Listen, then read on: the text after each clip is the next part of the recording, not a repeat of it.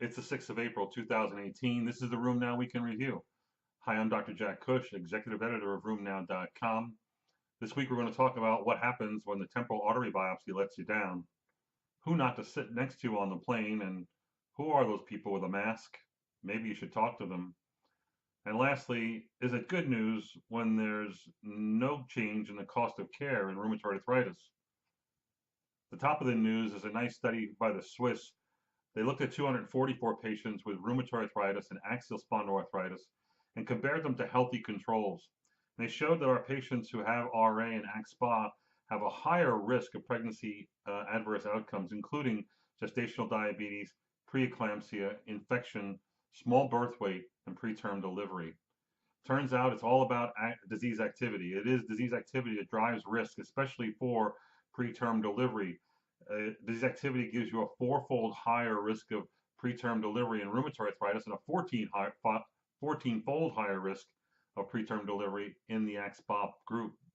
So again, focusing on disease activity is the most important thing when managing patients who are pregnant.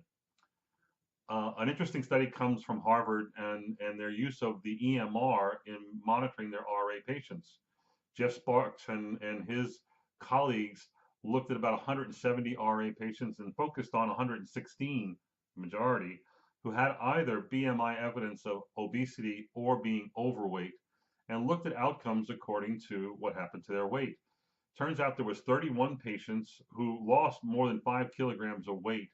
And this group of those who lost weight had a threefold higher odds of actually achieving significant disease improvement as defined as a CDAI of equal to or greater than 5-point change for the better.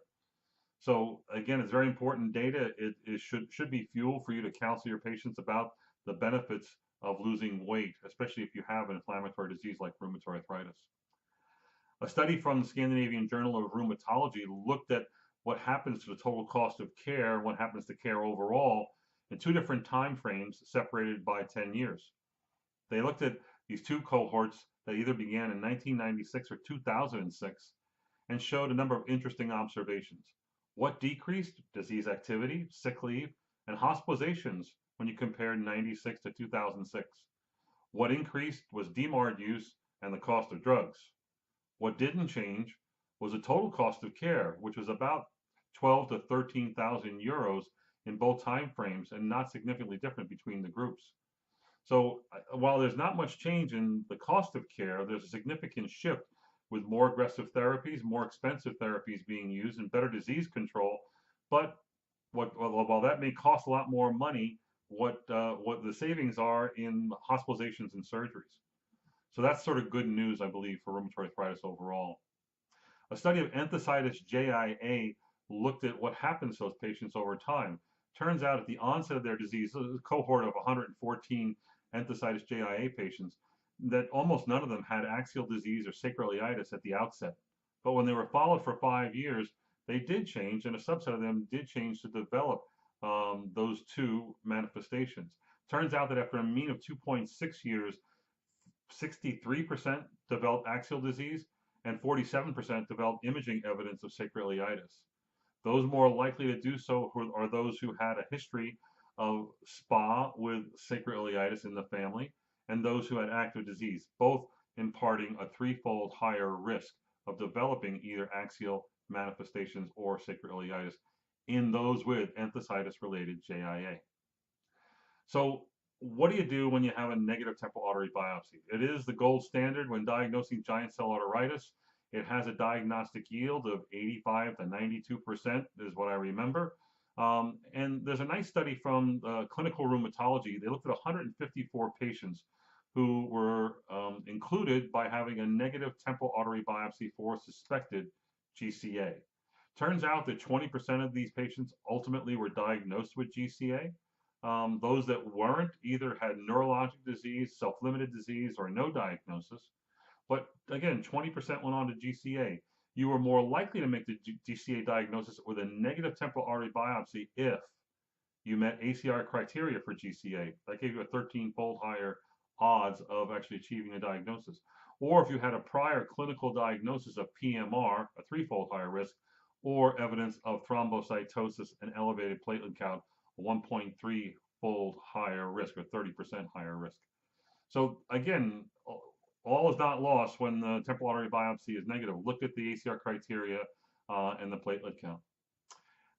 An interesting study comes from a sequential study of patients being seen in a GI IBD clinic. So these are patients with Crohn's disease and ulcerative colitis, and they were compared, about 200 of them, who were compared to about 100 who were followed in the urology clinic with no diagnosis of either IBD or low back pain or any kind of spondylitis.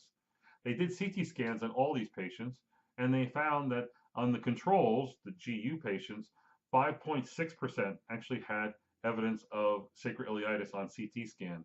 But in the IBD patients, it was threefold higher, 15 to 16.9%, the higher being the UC patients. Again, these numbers are sort of in line with what you expect in an IBD population, a small subset, close to 20%, that may actually develop axial disease of some sort, but that you can find it by sacroiliitis. They didn't look at B27 positivity. They didn't look at symptomatology here. It's just how many developed sacroiliitis or had sacroiliitis when you look at the CT scan. I think that's somewhat instructive. There's another study that looked at patients who have IBD and shows that 3 million patients we know in the United States have IBD. What is their risk of actually developing a myocardial infarction? Well, there's a very large cohort of 22 million IBD patients, and it shows that they have a twofold higher odds of developing a myocardial infarction when followed over time, suggesting it's inflammation. Doesn't have to be rheumatoid. It can be any kind of inflammatory disease that actually is at a higher risk of developing cardiac complications, especially myocardial infarction.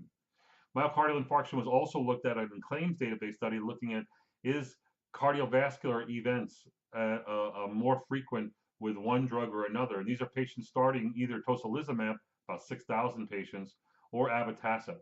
These are claims data from Medicare, elderly people, but then younger people with pharmametrics and IMS and market scan commercial databases.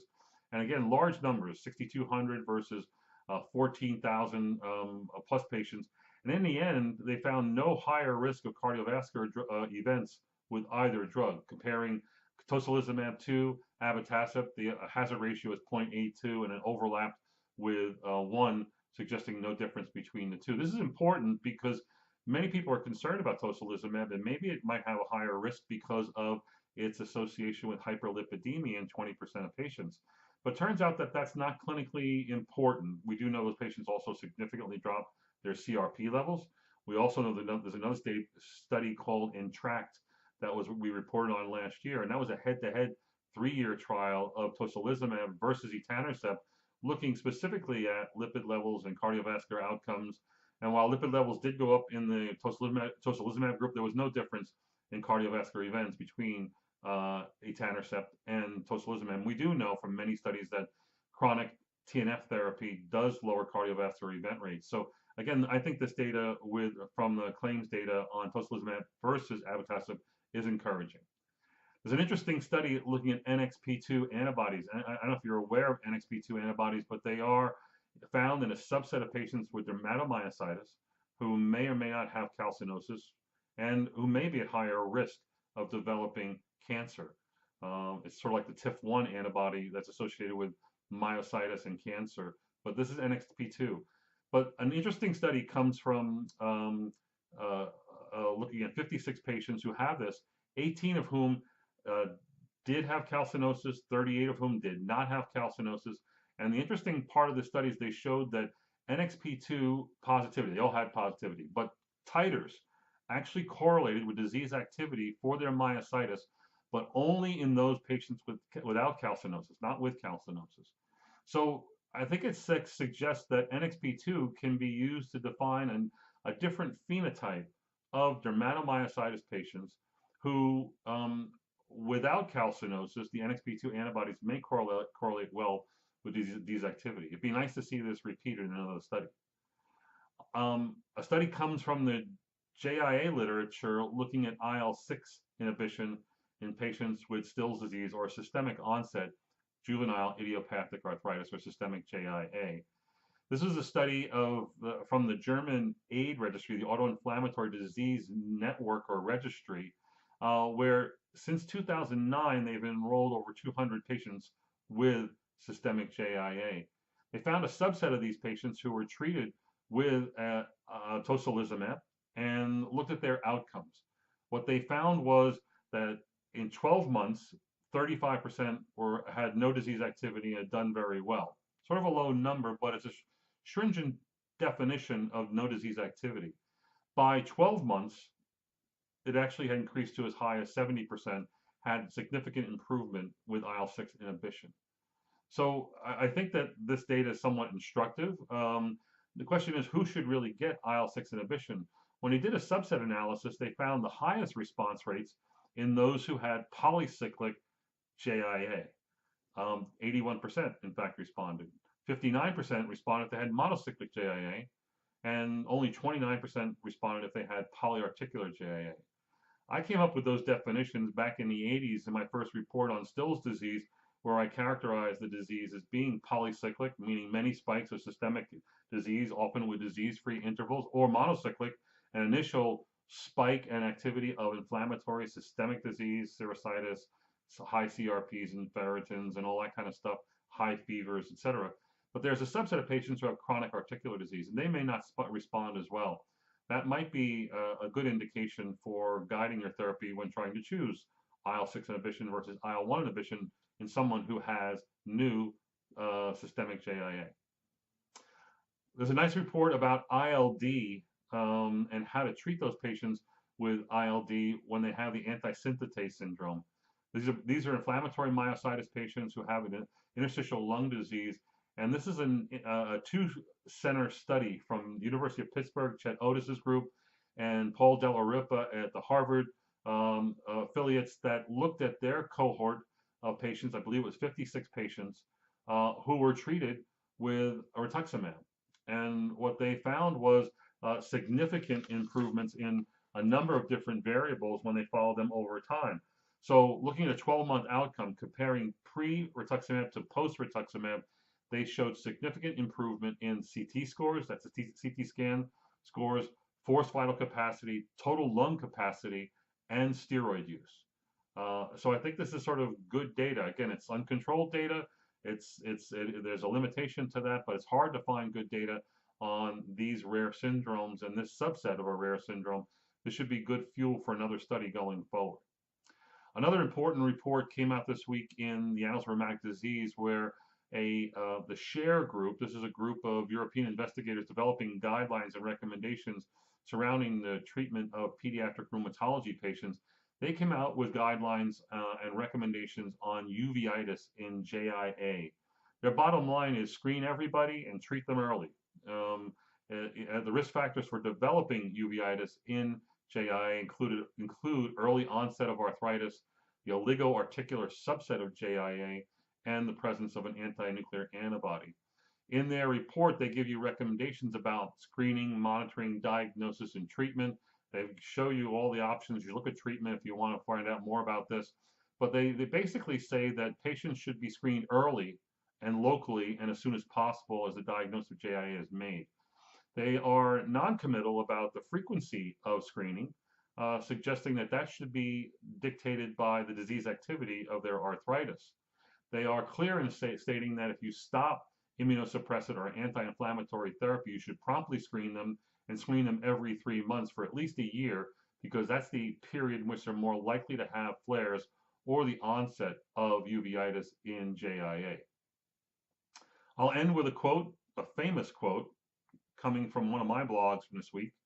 And this is a blog about the least favored patient and how you should approach patients who are your least favorite or who are hard to manage and who you have a problem with relating to. The quote is, providing medical care is more about a commitment to the patient than a commitment to science. When we see these patients, we often know exactly what to do. We're the know-it-alls. There should be no discussion, but that's not what works in such patients. Empathy, understanding, and listening are often required, and again, hard to do, especially when you think you know all the answers. But again, I think it's an instructive piece and maybe worth a read. That's it for this week at RheumNow.com. Go to the website to find the links to these reports. Be sure to tell your friends to listen in on their next podcast that they can get on their iPhone or their Android phone. either on iTunes or on Stitcher. We'll see you next week at RheumNow.com.